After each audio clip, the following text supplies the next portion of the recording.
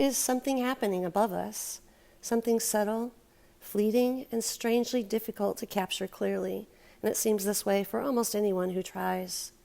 And across countless videos, observers report the same kind of phenomenon, aircraft that appear ordinary at first glance, but then they begin to shift, also have the ability of making the sound associated with whatever imagery they're trying to portray. They begin to behave in ways that challenge, I guess, our expectations anyway. Like the shapes, they'll distort, the edges will blur, and at times the object seems somewhat fragmented. It will break apart, blur out, almost as if trying to regroup and pull itself back together real quickly, as if it's been alerted by frequency of the camera on our end being utilized and pointed in its own direction, if that makes sense. Why, you ask? I have no idea. All I know is that I've been observing this for years, and every time I look, I realize that they are not being tagged. What's happening in my own observational area is that these are projected imagery. Somehow, something is projecting it, whether it be nanotechnology or nanoswarms that have the ability to self-assemble, as we know it does, graphene, or aka black goo, which is also programmable matter. All of these could be in play as we speak. And actually, it's not even a question. We already know they are. So I'm not really so much concerned about the explanations. What I'm concerned about is all the lies that we've been told and all the foolishness that we are expected to believe. I mean, why must we sit here and have to believe in all this nonsense this entire time, knowing that everything we've known or been told is a complete lie? And I don't know about you all, but I'm tired.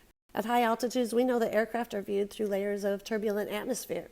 Heat differentials and air density shifts and refraction can bend light in unpredictable ways. But this creates visual distortions that can make a solid object appear to ripple, stretch, or even split apart. And we all know this. But that's not what we're looking at. We all know that too. When you have a digital camera, I know that this also does not help with some of the things that we try to capture. But what I'm telling you right here and right now is we know that that has nothing to do with this as well.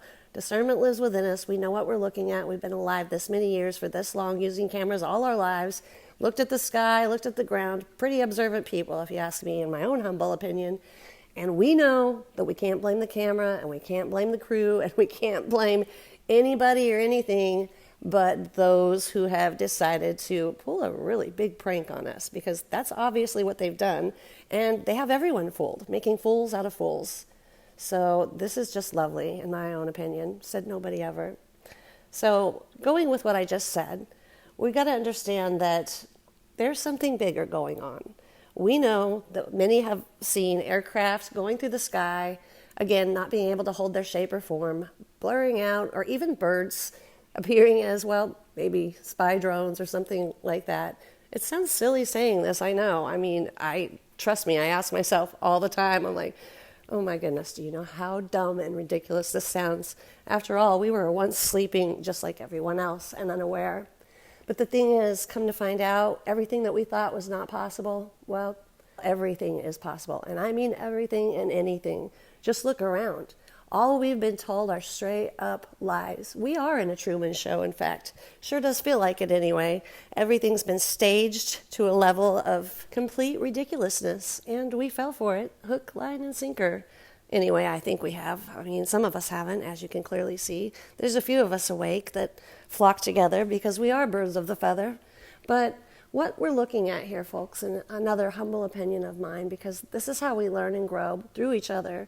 So, of course, your opinions are welcome as well. The more we work together, the more we figure out. But back to what I was trying to say, and not to get off track, I believe this is all frequency related, and frequency is being utilized, and what is assisting in this technology and making it applicable to utilize within our own lives. I mean, cell phone towers went up everywhere. We all know this. We know that Wi-Fi carries signal because some man reached up in the air one day and said, you know what, I just have this gut feeling, like there's some ether up there. Let me reach up and get me some of that. Said nobody ever. But nobody ever thinks about that kind of stuff. They do know now a little bit about quantum physics and other measures, of course, programmable matter, and, well, we've already talked about that, and we've all probably already been down that rabbit hole. But right now, what I want to say is our world is made up of everything and anything consisting of frequency. We are made up of frequencies. This entire world is made up of frequency. There is no solid structure of anything that exists. We are held together strictly by frequency. Everyone's seen an opera singer break a glass with a high-pitched, horrible voice, in my own opinion. But again, opinions are like what? Yep, we already know. And apparently I have one too. So you're welcome or not. I don't care. But again, frequency is key. And I believe that all of these frequencies are being changed, utilized, and definitely applied to us and our lives and our surroundings, for instance.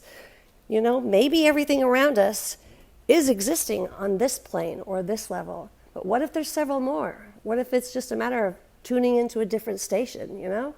Change that frequency, change the place you live. Some call them portals. I call them frequencies. Who's to say? Because when I'm seeing repeating numbers like 33s or 333s and, of course, 1111s, I know some of you have seen the same thing, along with your birthday numbers always continually showing up in places like receipts or signs or who knows. You know what I'm saying, right? You're picking up what I'm putting down or pretty much just threw at you and said, grab a mitt, here it comes.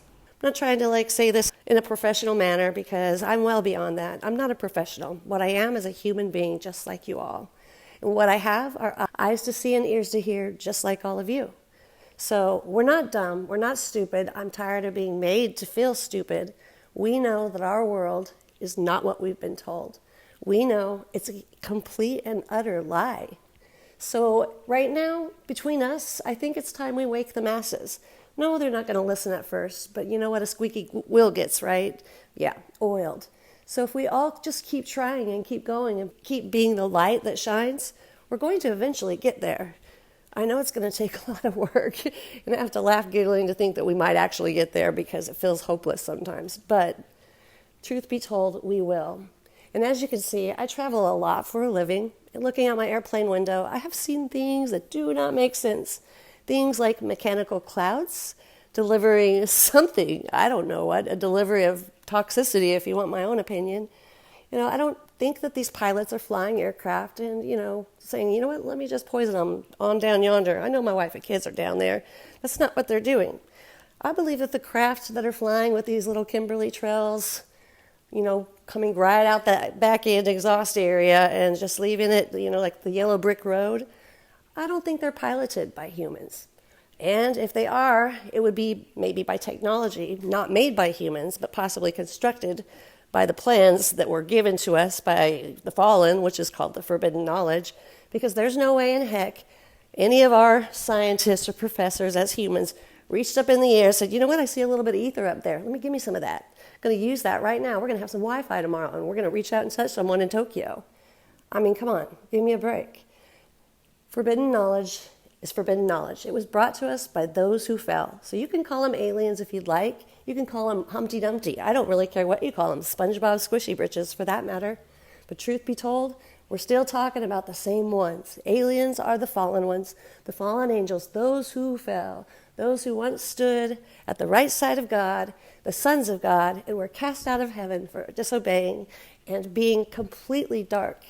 Then finding the women of men absolutely breathtaking, stunning for that matter. They're like, look at that hottie, I'm going to get me one of those. Let's make a pact, let's all have one, let's all partake, and we'll just keep it between us. Yeah, right between those navigational beakers. But it didn't really work out so well, did it? Because they were then creating a hybrid offspring. Yep, those who fell that created the Nephilim that were, keep in mind, part human and part, I made them a hybrid. Let's just put it like that, because I'm not even going to give those beings a name of, what my God deserves, a God with a big G. They're not even worth a God with a little g. In fact, they are nothing and will always be nothing. But please don't forget that offspring that still lives, still wanders and dwells within this realm that we live in, or maybe several other frequencies, who knows, depending on what you change your channel to. But I think they're existing on every plane and level. They are here. They are half human. They still live. They live. Where's your glasses? Put those dang things on already. You guys are blind. Not you guys. You know who I'm talking about. The masses, again. And I shouldn't give them a hard time because we were all there at one time. But you know what's weird about all of us? I think all of us We always kind of knew something was off from the time we were very little. We never quite fit in. We never quite understood. Every conversation felt mundane and pointless and literally a waste of time. I know it did to me, and I'm willing to bet it did to you too.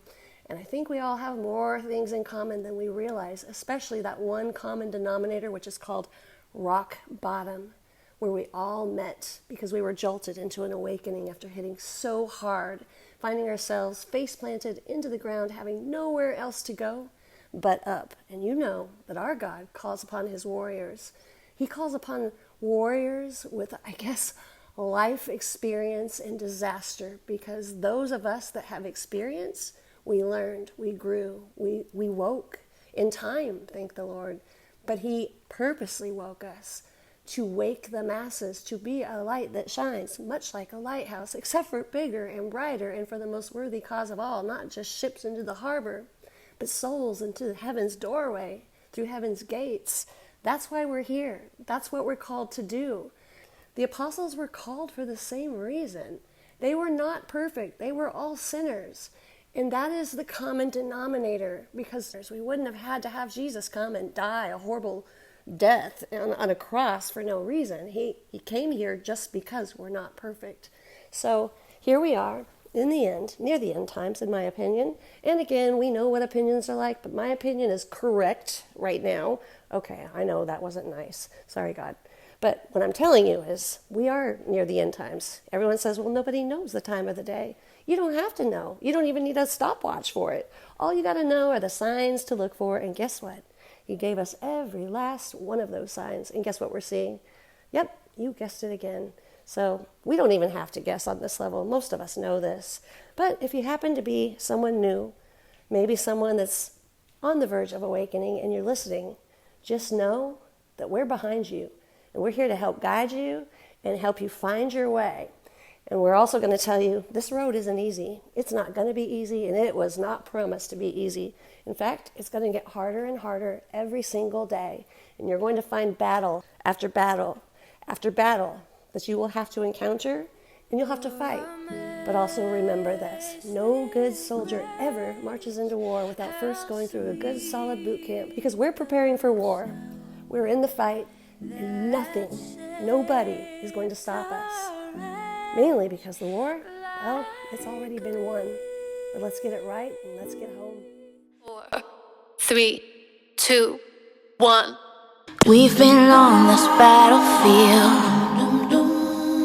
Will you just take off your shield?